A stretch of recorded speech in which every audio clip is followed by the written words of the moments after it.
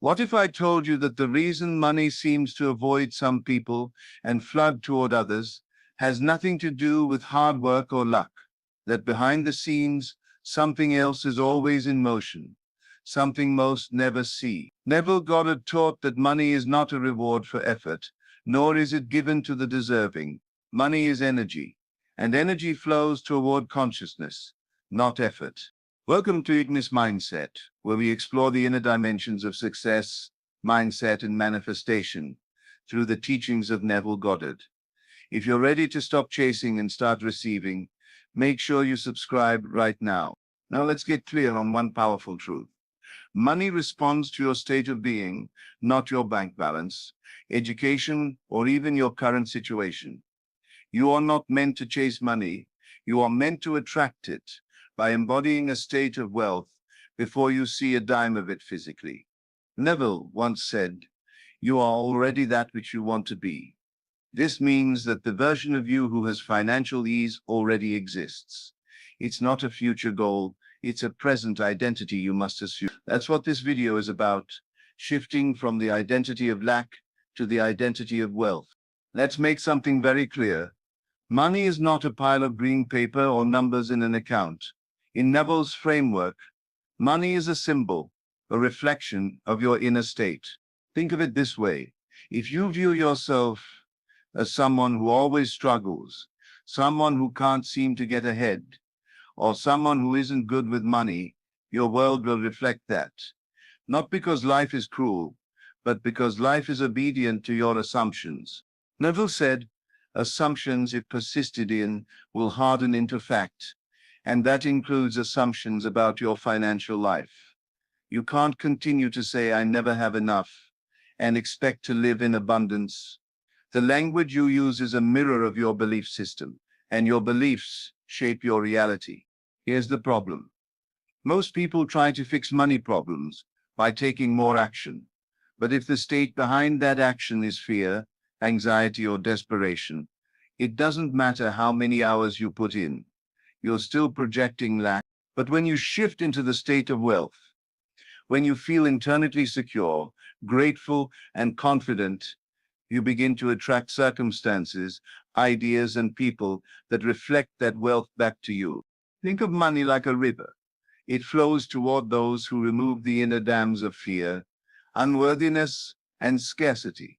It moves towards certainty, not confusion, toward peace, not panic. Your job is not to chase the river. Your job is to open the channels and let it come. So how do you begin to make that shift? You start with a new internal identity, not a wish, not a fake affirmation, a real shift. You start saying, "I am wealth. I live in the energy of abundance. Money moves through me with ease because I am aligned with it, not because you're faking it, but because you're deciding it." Remember, wealth isn't something you get. It's something you accept. It's already here. You just have to learn how to receive it. In the next section, we'll explore exactly how your inner assumptions control the flow of money and how to change them for good. Neville Goddard believed that money, like everything else in life, is a reflection of our inner state. It is not something that comes from outside, but something that flows to us in alignment with our self-concept. If you believe money is scarce, you will experience lack. If you believe you are abundant, wealth will appear in ways you couldn't predict. Goddard didn't teach people to chase money. He taught them to change the inner assumptions that govern their lives. The starting point is simple but powerful. You must stop seeing money as something you need to get, and start seeing it as something that already belongs to you in your inner world. He said, "Assume the feeling of the wish fulfilled. If you desire financial freedom, you must live inwardly as if that freedom is already yours."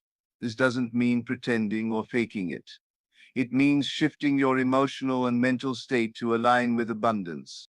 Most people wait for their bank account to reflect wealth before they feel secure. But Neville taught that you must first feel secure. First feel the richness within, and then reality reflects it. Your outer world is a mirror. It shows you what you believe, what you expect, and what you persist in feeling. Money doesn't respond to effort alone. It responds to belief. Goddard explained that consciousness is the only reality. This means your awareness of being wealthy or being abundant must precede any material evidence. When you consistently dwell in that state of mind, not with desperation, but with certainty, the world organizes itself around that identity. People, opportunities, and even ideas begin to show up that match your new assumption. He often referred to the law of assumption, the belief that what you assume to be true becomes true. If you assume that money is hard to come by, that belief becomes your lived experience. If you assume that money flows to you easily and consistently, that becomes your truth. You don't need to figure out the how, just the inner state. The bridge of incidents will take care of the rest. Neville also reminded us that the subconscious mind accepts as true what you persistently feel and imagine. So if you keep rehearsing worry, fear, and doubt, those become instructions to your subconscious, and you will attract circumstances that mirror those feelings. But if you instead dwell on the feeling of ease, prosperity, and gratitude, your mind begins to rewrite your internal script. This isn't about positive thinking alone. It's about identity. You must ask yourself, who am I in relation to money? Am I someone who struggles or someone who thrives? Your self-concept dictates your results. When you shift your concept of self, the outer effects must follow. Neville's technique of imaginal scenes is one of the most effective ways to embed this new identity. Every night before sleep, imagine a simple scene that implies your financial success. It could be something like receiving a message of congratulations, seeing your account balance, or celebrating with loved ones. Keep the scene short, vivid, and filled with emotion. Repetition is key. As you return to the scene, night after night, and feel it as real, your mind accepts it. Your subconscious begins to accept this as your reality. And then life mirrors that acceptance. The outer world bends to match the inner conviction. Goddard didn't promise instant results, but he guaranteed results if you persist. Faith in his teaching was not blind belief. It was loyalty to the unseen reality you've accepted within. That means even when the world shows you lack, you stay mentally loyal to abundance. You don't waver. You don't doubt. You remain in the state of having. This is the true key to receiving money effortlessly. Stop chasing and start assuming. Let go of the old story that says money is for others, or that you have to suffer for it. Step into the truth that money flows where belief aligns, and that belief, when sustained, reshapes the world around you. You are not separate from wealth. You are its source because everything begins within. When you fully grasp this, not just intellectually, but emotionally, you'll stop asking, how do I get money? And begin asking, what must I assume to be true about myself? That is the doorway to lasting abundance. Neville taught that money, like everything else in life, is a reflection, a shadow cast by the inner assumptions we hold. When we chase money as if it's outside of us, as if it's something that must be earned through struggle or deserved through pain, we miss the truth. Money responds not to need, but to assumption. It flows not to effort alone, but to the state of mind one consistently dwells in. This is the radical shift Neville asks of us, to stop begging reality and begin impressing upon it, to move from survival into identity, to stop asking, how can I get more, and instead live from the premise, I already am the one who has. You see, the person who constantly worries about bills, fears losing what they have, or doubts their value, even while working hard, is often locked in the state of lack. And lack, according to Neville, begets more lack. It doesn't matter how logical your strategy is, or how many hours you work. If the inner state says not enough, life echoes back that very message. Neville's challenge is clear. Shift the state. Don't ask for money. Assume you are already the version of yourself who easily receives it. Imagine what that feels like, Not just the bank account balance, but the relief, the freedom, the quiet confidence. Dwell there, walk through your day with that energy. Not because you're pretending, but because on the unseen level, that is now who you are. You are not faking it. You are choosing it. And the world must conform. This shift is not about arrogance or delusion. It's about alignment. Neville said you must dare to assume you are wealthy. It will not be easy, but it will be worth it. The discomfort you feel at first, the resistance, the doubt is only your old story unraveling. Let it. Let the fear speak, and then remind it. I am now operating from a new identity, one that receives, one that doesn't chase, one that understands money is not the source of power, consciousness is.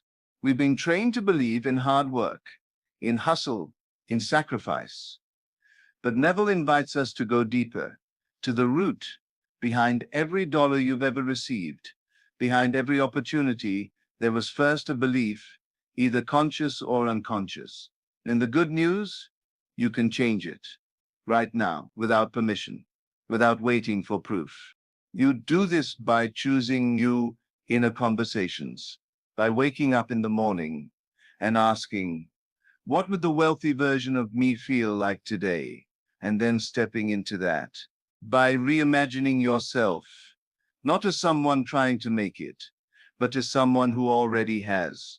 You don't need to explain this to anyone. You don't need validation. This is your private world. And as Neville said, your inner speech mirrors your outer world. Change your speech, and you change your world. And that brings us to a deeper truth, one that many overlook. Money is not just energy or numbers in a bank account. Money is tied to your self-concept. If you see yourself as limited, you will unconsciously reject opportunities. If you believe deep down that you're not worthy of ease, you will sabotage it.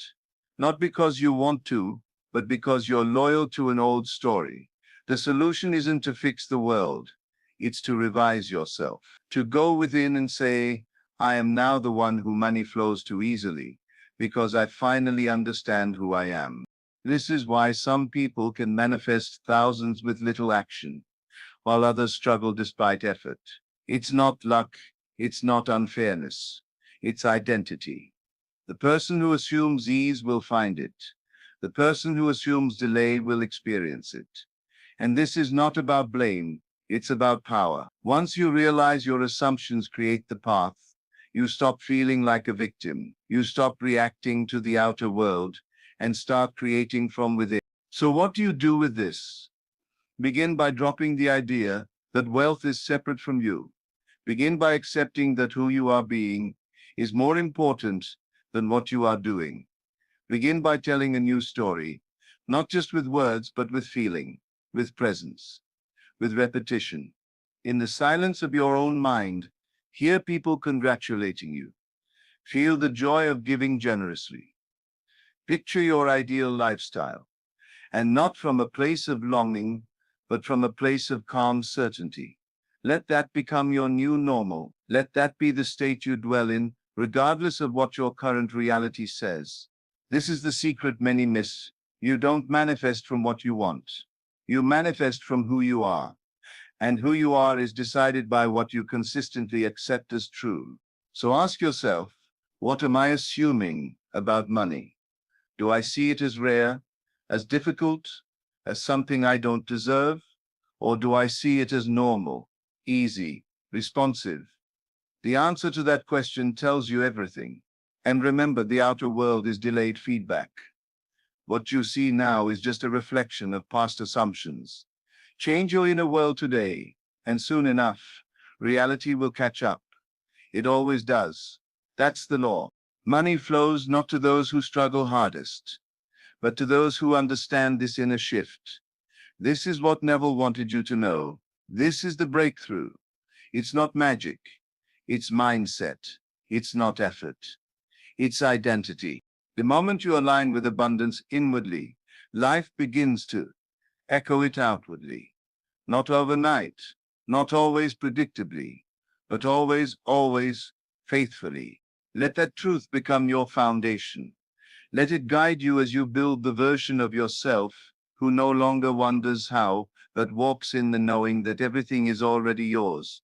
And money is simply one of the many things that respond to your self-concept. Neville Goddard placed immense importance on imagination.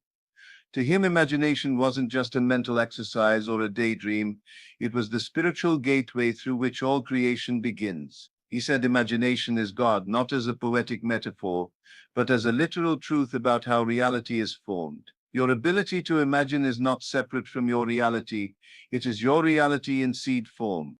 When you close your eyes and imagine something clearly, whether it's love, wealth, health, or peace, you are doing more than visualizing. You are creating a blueprint. The world around you is molded not by outer action alone, but by the unseen assumptions you carry inside. So, how do you use imagination to unlock your breakthrough? Start small. Choose a scene that implies your desire has been fulfilled. If you want a new job, imagine a conversation where someone congratulates you on the role. If you want a relationship, imagine holding hands or hearing someone say, I love you. Don't overthink the scene. Just make it real, vivid, and emotional. Then repeat it, not obsessively, but with a calm knowing. Fall asleep in that feeling. Let it become your dwelling place. That's what Neville meant by living in the end. You're not using imagination to wish. You're using it to assume. And with enough persistence, your inner world will harden into fact. That's the law. It may look like coincidence, chance, or divine timing, but it's all rooted in your imaginative act. Here's the key. You must feel the scene as now, not distant. Don't just say the words. Feel them. Let them land. The body doesn't know the difference between what's vividly imagined and what's physically experienced. That's why imagination is powerful. It bypasses logic and taps directly into your creative power. Neville emphasized that once you've assumed the state of the wish fulfilled, life begins to rearrange itself through a series of events he called the bridge of incidents. These events may seem random or even unwanted at first, but they are part of the unfolding. He said you will pass through a series of events which will lead you to the fulfillment of the state. This means you don't need to control how it happens. Your only job is to maintain the state of the end and trust the bridge will carry you. Maybe you lose a job and it feels like a step backward, but then days later, a new offer appears that you never would have seen. Or maybe someone leaves your life, only to make space for someone aligned with your new self-concept. These are not detours. They are divine movements. Even your own doubts and setbacks are part of the bridge. They are moments giving you the chance to choose again, to return to the state you desire. Neville didn't say manifestation meant never doubting. He said it means never remaining in doubt. When you walk the bridge with awareness, you stop resisting life. You stop labeling things as good or bad. Instead, you hold the assumption everything is unfolding perfectly. That's faith in motion. And the most powerful part, the bridge always works, even if you don't know how, even if you think you messed up. Your dominant state always wins. So stay loyal to your inner world. Keep your eye on the end and walk the bridge with trust. This is the core of Neville's teachings, and perhaps the hardest truth to accept. Everything you want is not outside of you. It already exists, and more importantly, it already exists in you. Neville said, assume the feeling of the wish fulfilled, and live and act upon this assumption. Why? Because nothing comes from outside. Reality is a mirror, a reflection of the inner man. The money, the love, the confidence, the peace, they're all states of consciousness. You're not chasing anything. You're revealing who you truly are.